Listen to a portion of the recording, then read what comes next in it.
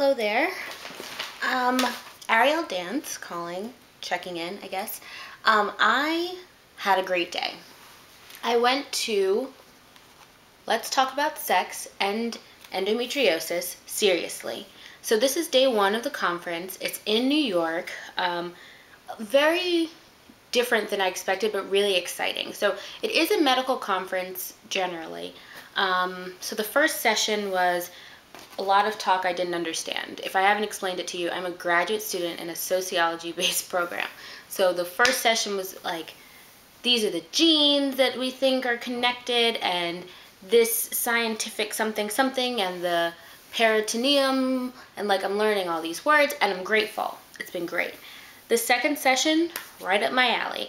So it was looking at sex, specifically endometriosis and sex, which goes along with my research that I talked about previously, endometriosis and relationships. So background on my research. My research is looking at relationships between the woman with endometriosis and her partner, be it male or female, because I do an extensive review of lesbian relationships. And I talk about sex amidst those partnerships. So for heterosexual couples, intercourse is often an issue. It can be an issue.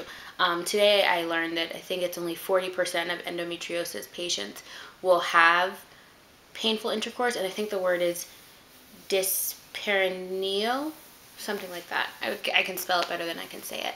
But so intercourse becomes painful, and then there are instances where women find themselves having sex with their partner just to please their partner, because you know that your partner wants to have sex, but you yourself really don't feel up for it, and it's kind of like a disengagement. You just kind of remove yourself from the situation, let it happen, and continue. So I raised the question during the lecture today, is there any research on endometriosis, painful sex, and intimate partner violence? So our husbands, our boyfriends, fiancés, are they forcing their female partner who has endometriosis to have sex? So let's say, put yourself in a situation, you're a woman with endometriosis, painful intercourse since you were, let's say, 16, and now you're 24, in bed with your fiancé, and he's like, all right, and you're like crying, no thank you. He still continues to pursue until the sexual intercourse has occurred. You're in pain, and you never say anything because you want to please him. So that was discussed. I asked if the research exists. It does not textually exist. The presenter for that was Marta Mina, very great psychologist. And when I posed this question, she did say it was a great question because the literature is not there. But Jhumka Gupta, who I've worked with, she's on faculty at Yale. I met her recently, and she's very pleasant to be with. Actually has an interest in this because she's looking at gender and she looks at violence, and so everyone has these ideas, but it's just a matter of getting everyone on one accord and getting this work done.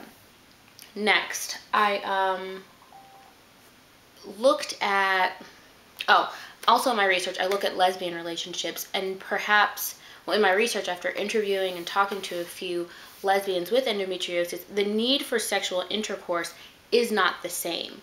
And so their experiences of sexual expression are not always as painful. One woman that I spoke with, I asked, she said after her surgery, your doctors tell you, don't have sex for 6 to 8 weeks. And she was like, okay, but can I still orgasm? Like, for some women, intercourse is not the pleasure. It's just about stimulation. It's about orgasm. And so these women were, the woman that I spoke with, the lesbian woman with endometriosis, was totally fine being told she couldn't have intercourse because it's different. So the relationships there will differ in terms of painful sex. We also, in my research, let's do that. In my research, I also discussed the relationship between patient and healthcare provider, and that communication and how communication needs to be open. Look at the patient and her support system, her friends, her family, and her caregivers. So those people who actually are there, and I say it because I realize that example, my mother is my direct caregiver in terms of endometriosis. From diagnosis to present. Surgery, she's never missed one. She's at as many doctor's appointments as she can be, and I think that has a lot to do with the fact that I was diagnosed at 15. So when you're young, your parents are there. Now put yourself in that same, if I was diagnosed at 15, between 15 and 22, and let's say I've had 4 boyfriends in that time. They've come in at different places in this journey, but the journey is just as important for them. Their experiences are just as important as mine are. And I think that's important for women with endometriosis to be sensitive to the fact that your partners are also experiencing, your partners, your family, your friends are also experiencing pain at times emotionally, because they're with you. They see you hurting and they feel helpless. They get angry because they can't help you. You guys can't have children. They're concerned. There's a list of issues, concerns that come along with being a woman with endometriosis and being in a relationship with a woman with endometriosis. And so just think of all the people who've come in and out of your life throughout the time of before diagnosis, when you were just ill and throwing up with your periods, to diagnosis, all 5 of your surgeries, if not more. Just think of all of those people who've come in and out of your life, and then think about how those people may not have been able to handle it and had to leave. I've been told that I'm a handful, and I find it interesting because I may have been a handful when I was sick, and I'm not saying I'm not sick now, but I've learned to handle it differently. So I may have been a handful in 2007, and I'm not a handful in 2011, because after 4 years of dealing with it straight, because I've continuously been experiencing, I had a flare up in 2007 and it has not stopped yet, in spite of, I think I've had 3 surgeries in this time span. It's hard to be, especially as a young person, it's hard for your friends to understand if they've never had anyone sick, or it's just really difficult to put a finger on what's going on.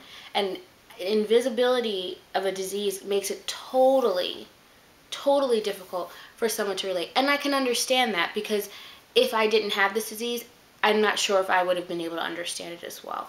And so just really looking at relationships, and that's my research, not necessarily what was discussed at conference today. At the conference, a lot of things happened. I have notes galore. I wish I could read everything to you. But as the presentations were going on, I'm just continuously raising questions. And so tomorrow, I signed up for 3 workshops. One workshop is painful sex.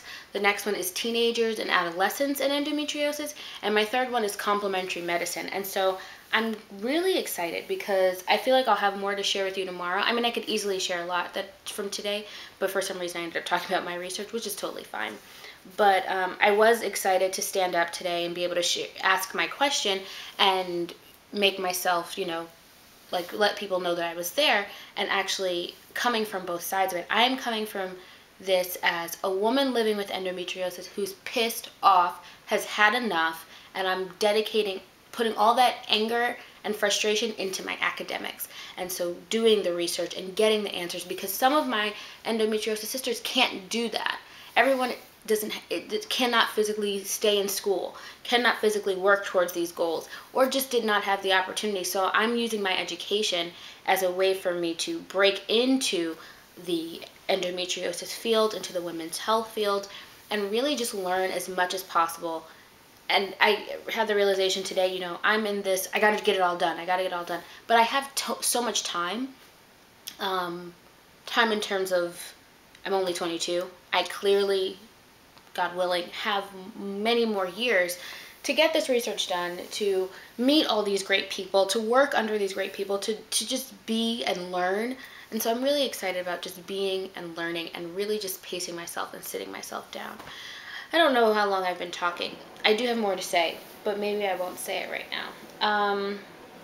Yeah, so these are just some things that were discussed. I'm just really excited to see what else comes up. I'm checking my notes. Yeah, no, we read all this, but some of the presenters were really great, and really moving and very inspirational, and just confirmed, this is where I need to be right now. This is the work I need to be doing right now. And very grateful to Heather. You can look her up on Facebook, but Heather worked with me at the Center for Endometriosis Care, and she also works a lot with pretty much every endo organization that I know. But she just really has taken me under her wing, especially for this conference, and they're just doing great work. So I'm grateful for that, and I'm just, I'm full. And I'm sure I'm going to have a lot more to say tomorrow. So I'm excited for tomorrow. Look out for the next video. I'll put this one up now. Today is Friday, March the 18th, I believe, and it's a little after 7 o'clock at night. Yeah, have a good night, and I will catch you up on tomorrow's. Bye!